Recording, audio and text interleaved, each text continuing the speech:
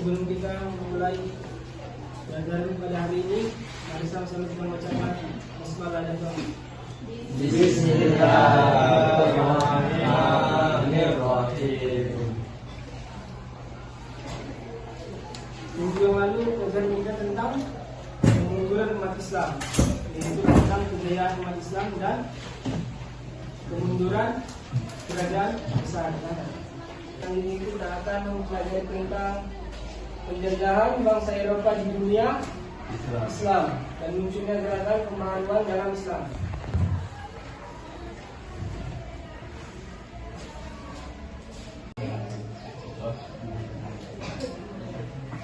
Selanjutnya itu dari segi pendidikan.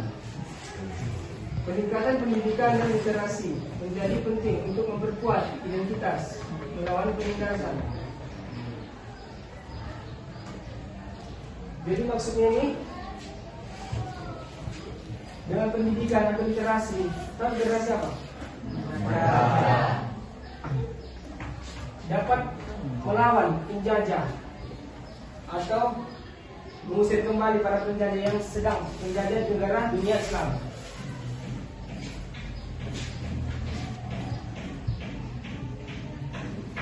Itu abang dulu. Apa tadi respon salah satu respon dunia Islam terhadap penjajahan bangsa Eropa? Apa yang tanya? Penjajahan. Ini dulu. Jadi Apa salah satu respon dunia, respon Islam terhadap penjajahan bangsa Eropa?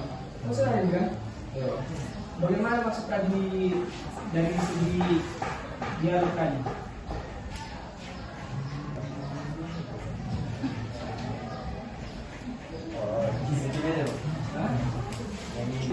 Dari segi dialog tadi.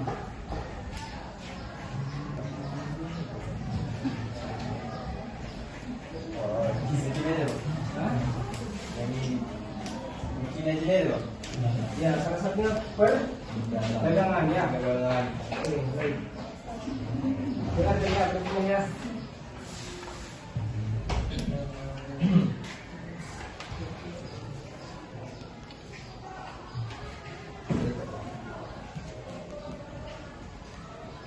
Baik, selanjutnya itu lahirnya gerakan pembaruan dalam Islam. Itu ada 3. Yang pertama itu menerima ilmu barat.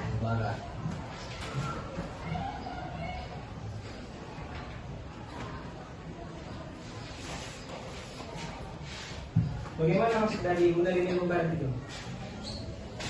Ilmu seperti apa yang diambil dari Islam, dari pemikiran tersebut? Itu ada ilmu pengetahuan dan ilmu barat. Yang kedua ada menerapkan prinsip-prinsip Islam, yaitu menerapkan nilai-nilai Islam. Yang dimana di zaman sekarang ini bisa ketahui gimana kehidupan Islam sekarang. Sangat apa sekarang? Dibilang sangat apa kan? Sangat apa? Sangat miris kan? Karena adanya pengaruh dari Barat. Contohnya dari segi pakaian, bisa kita lihat sekarang kan? Pas kita yang dulu memakai pakaian tertutup dari atas kepala sampai ujung kaki. Karena adanya pengaruh bangsa Barat. Contohnya misalnya di Bali ya, di Bali kan?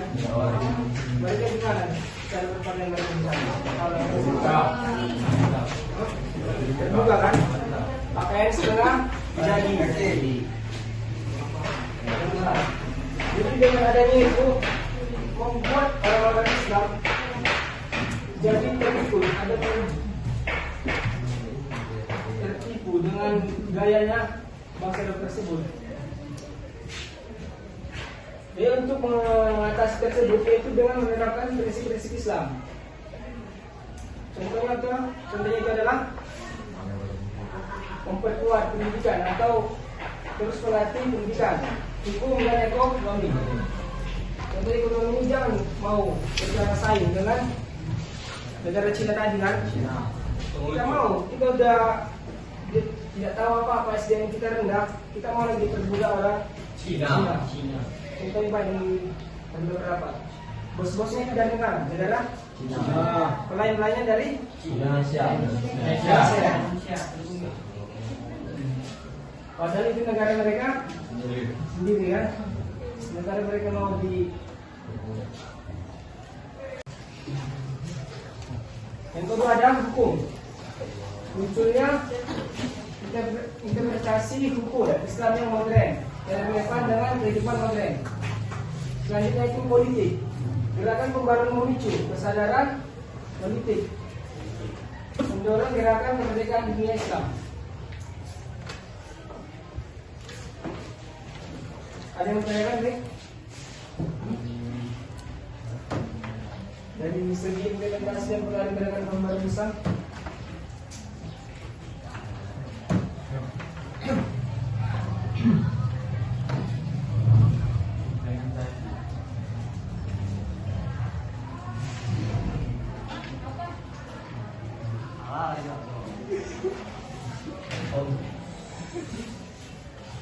Waalaikumsalam. Ayo, implementasi dari kau. Implementasi itu sama-sama seperti pengaplikasian pelaksanaannya.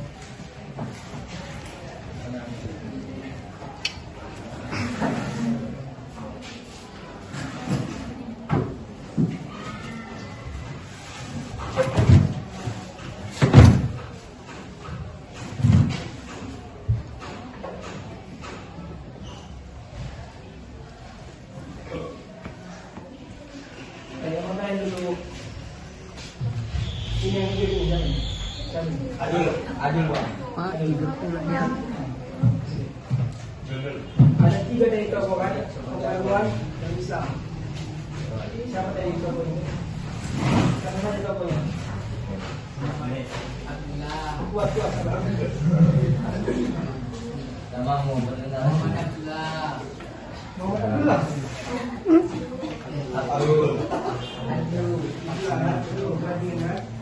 Muhammad. Yang kedua ada siapa? Muhammad. Nah, Al-Ghazali. Iqbal. Muhammad Al-Ghazali Al-Ghazali. Terakhir ada Muhammad Iqbal.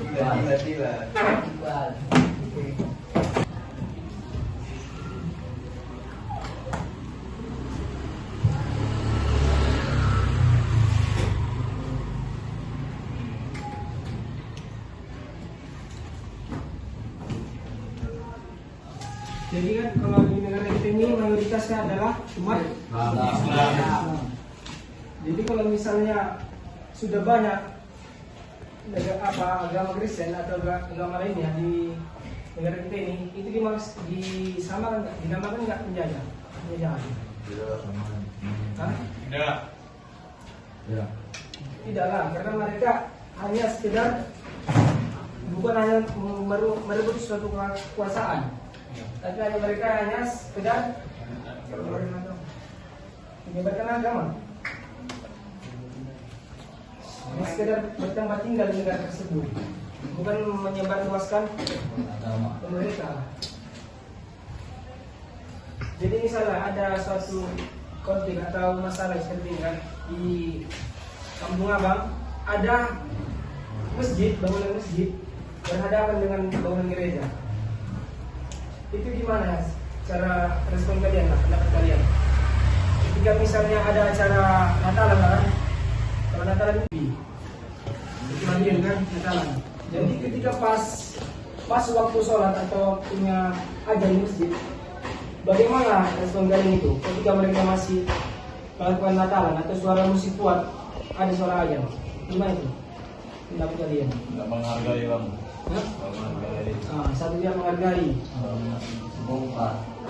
Tidak adanya sikap toleransi. Jadi setelah itu apa yang perlu kita lakukan? Bongkar keyboard. Hah? Menegurnya ada menegur dengan cara yang baik, yaitu dengan kita tidak boleh menegur sesuatu itu dengan di wilayah keramaian. Karena apa? Karena salah satunya itu mempermalukan dirinya kan. Jadi kita Anda berikan dengan empat mata yang dengan diam-diam. Baru setelah itu, gimana kalau misalnya mereka bersikeras tidak mau? Bongkar sekalian Pak. Apa yang gereja dibongkar? Bandar Bapak bersih-bersih.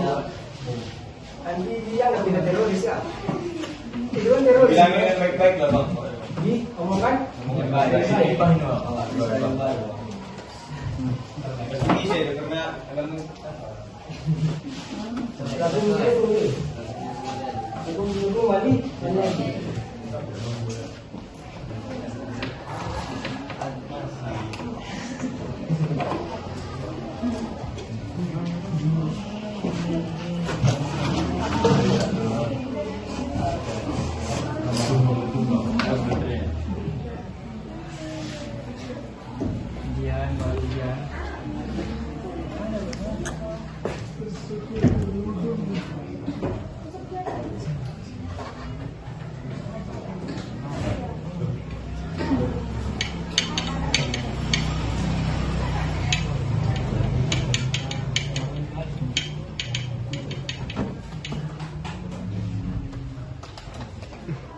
Baik, ada yang dipertanyakan?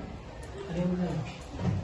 Sebentar tentang pendirian bangsa Eropa di dunia Islam dan ujungnya gerakan pembangunan dan Islam.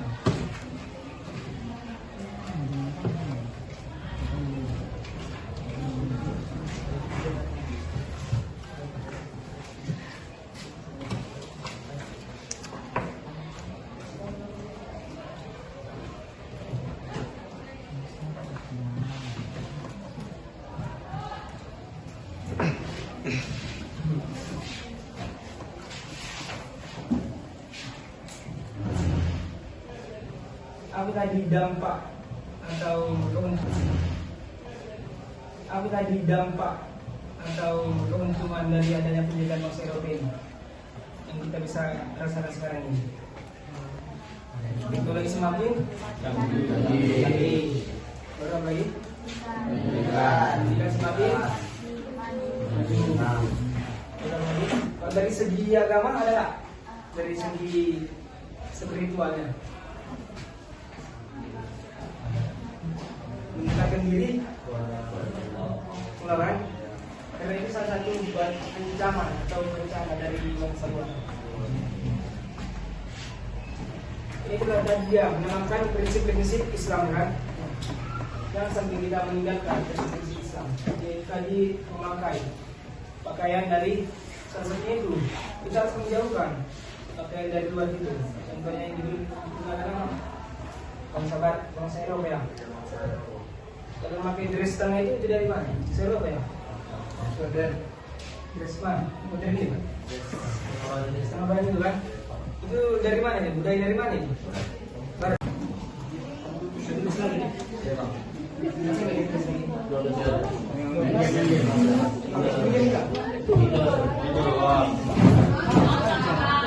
Nanti gitu bang, nanti penjajah bang.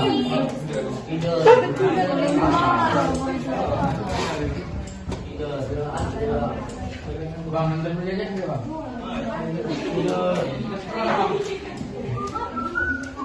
Jadi nggak ada yang ditanyakan? Nggak ada.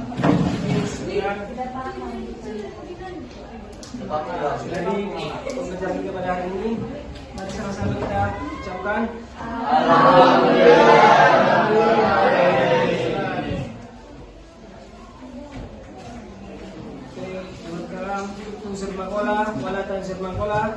Assalamualaikum warahmatullahi wabarakatuh. Waalaikumsalam.